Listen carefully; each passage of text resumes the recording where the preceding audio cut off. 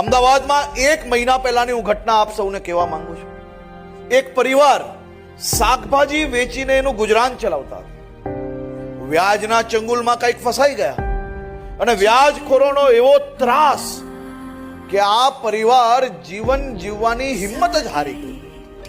આ પરિવારે મોતને અપનાવવા માટે વડોદરા જિલ્લાના કેનાલ પાસે પહોંચ્યું.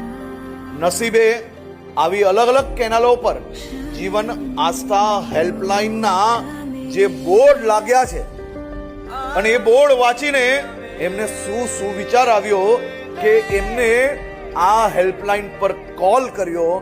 આ હેલ્પલાઇન પર કોલ કરતાની સાથે માત્ર 11 મિનિટના કાઉન્સેલિંગ દરમિયાન વડોદરા પોલીસ ત્યાં પહોંચે છે.